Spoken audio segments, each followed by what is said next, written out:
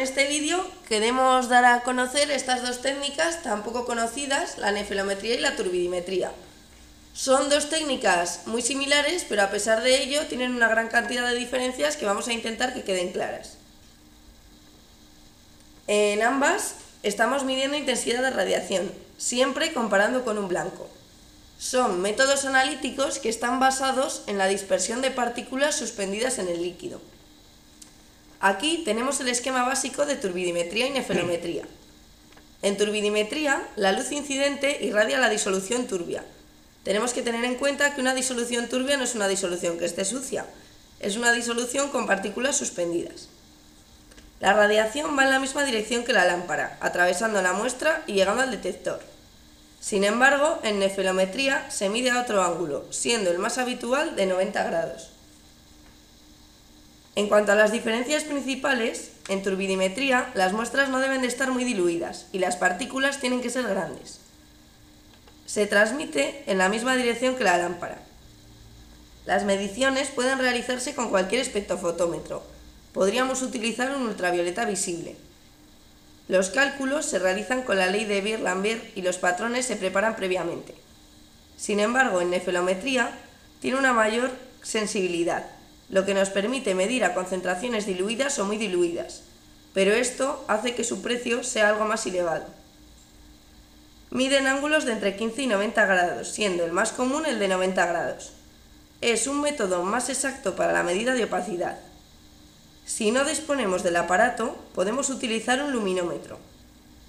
Los cálculos se realizan con una ecuación muy simple, como es intensidad igual a concentración por una constante, y en este caso los patrones que se utilizan son comprados. Para la elección de una técnica u otra nos fijaremos en dos factores. Cuando la concentración de partículas dispersantes en la disolución es pequeña, I sub t será muy similar a I sub 0. Por lo que la mejor elección cuando la muestra contiene pocas partículas dispersantes es la nefelometría. La turbidimetría es una buena técnica para cuando las muestras contienen grandes concentraciones de partículas dispersantes.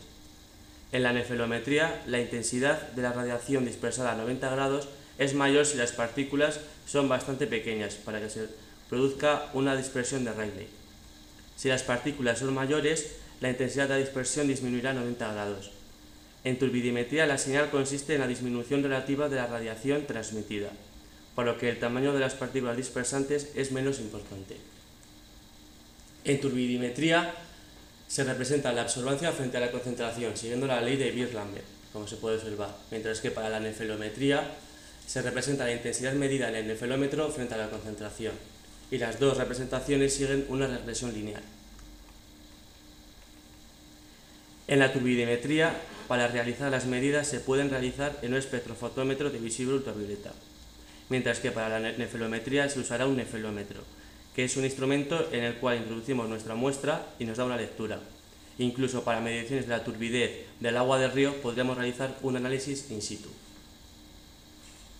Bien, a continuación vamos a hablar de los factores importantes en la nefelometría. Son tres: la concentración, el tamaño de la partícula y la longitud de onda. En el factor de la concentración, el aumento de partículas en la suspensión produce el aumento de la dispersión.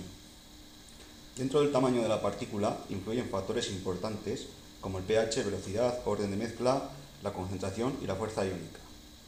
En el factor de la longitud de onda, las muestras son iluminadas con luz blanca monocromática. Si una muestra está coloreada, se debe escoger una porción del espectro electromagnético para que su absorción se reduzca al mínimo. ¿Cuándo elegir nefelometría o turbidimetría? Si la muestra contiene pocas partículas dispersantes, elegimos la técnica nefelométrica. También la intensidad de la radiación dispersada a 90 grados es mayor si las partículas sólidas son muy pequeñas y se produce dispersión tipo Rayleigh. Muy importante, conforme aumenta el tamaño de la partícula, disminuye la intensidad. Si nuestras muestras contienen grandes concentraciones de partículas dispersantes, elegimos la turbidimetría. Cuando el tamaño de las partículas es menos importante, la señal consiste en la disminución de la radiación transmitida. A continuación, se va a comentar brevemente algunas aplicaciones de las técnicas.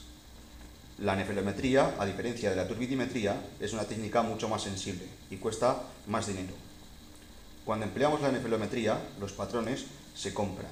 y cuando empleamos la técnica de turbidimetría podemos prepararlos o adquirirlos comercialmente.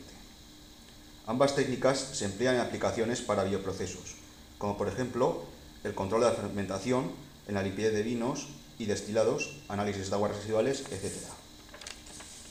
En estas dos técnicas se puede emplear un tipo de reacción en la cual partimos de un analito que reacciona con un reactivo proporcionando un sólido, al cual añadimos un compuesto que facilita la manutención de las partículas en suspensión, ya que si están en el sólido y no suspendidas, no se podría obtener la medición en cualquiera de las dos técnicas. Por ejemplo, se emplea este método en la inmunofusión radial para detectar anticuerpos en proteínas.